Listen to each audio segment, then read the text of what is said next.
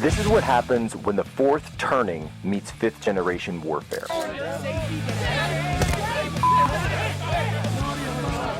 A commentator, international social media sensation, and former Navy intelligence veteran. This is Human Events with your host, Jack Posobiec. Christ is king. Morning day 28 of the government shutdown with no end in sight, and the U.S. now careening toward a hunger crisis. 48 states now warning if the shutdown continues by the end of the week, they'll be forced to stop distributing SNAP food assistance. If they took away these SNAP benefits, when is we snapping? When is the day?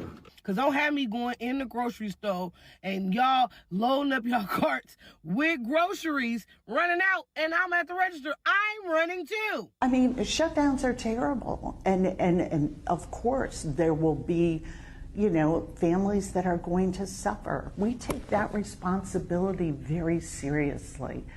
But it is one of the few leveraged times we have. The Department of Justice is getting involved with New Jersey's election, announcing the agency will monitor polling sites in Passaic County to, quote, ensure transparency, ballot security, and compliance with federal law. U.S. kills 14 alleged drug traffickers and strikes on 4 boats in Eastern Pacific. That's according to Defense Secretary Pete Hegseth. Yesterday, at the direction of President Trump, the Department of War carried out 3 lethal kinetic strikes on 4 vessels operated by designated terrorist organizations trafficking narcotics in the Eastern Pacific. The FBI making an arrest in a chilling murder-for-hire plot targeting Attorney General Pam Bondi. The man accused of assassinating conservative political activist Charlie Kirk was back in court today. 22-year-old Tyler Robinson appeared virtually in Utah, but he did not show his face. Today, that judge granted a motion to appear in street clothes moving forward, but denied his request to appear without restraints.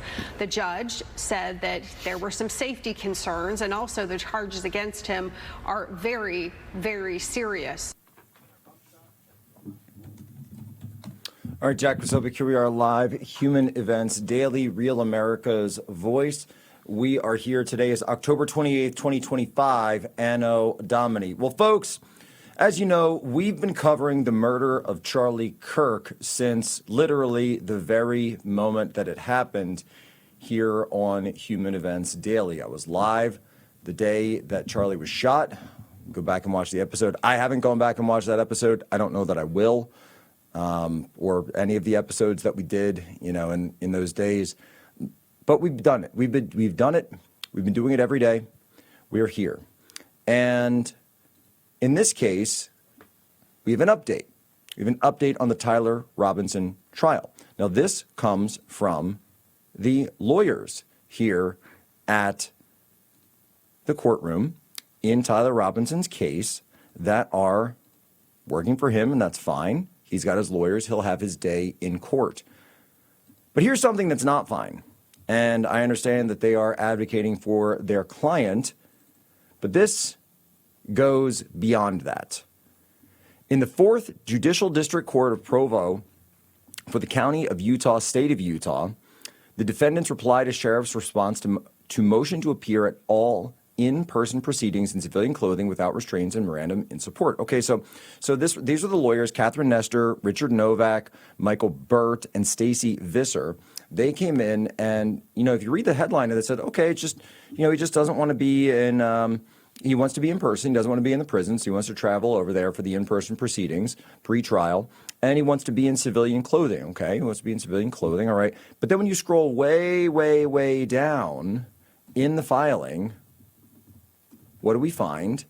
They want cameras taken out of the courtroom.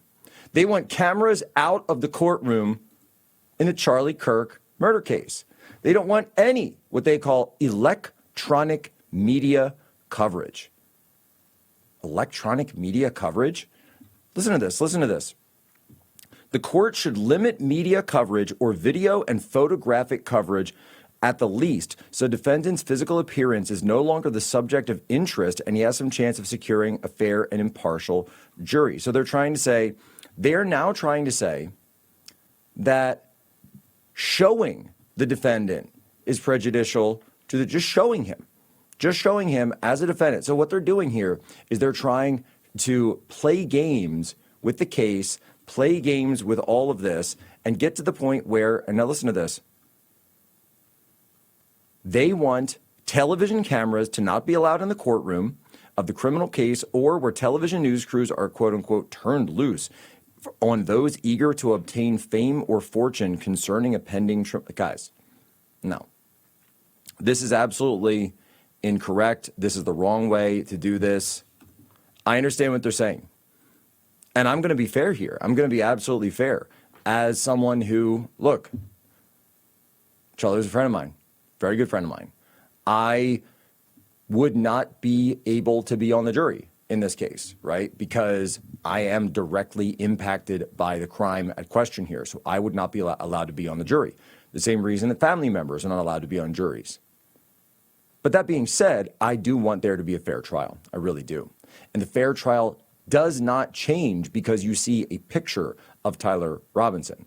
It changes when you get the evidence, all the evidence, and all of it in public. Now, by the way, not just for the fairness of the trial, but for the good of the country, for the public interest. And so I announced earlier today, and I'll say here as well, Human Events is currently preparing an open letter that we will be filing with the court in Utah, calling for an opposition to this ban and the allowance of full live streaming and full camera access for the entire proceedings of the trial. We'll get into that and more later on with Will Chamberlain. We've got Mike Benz up next.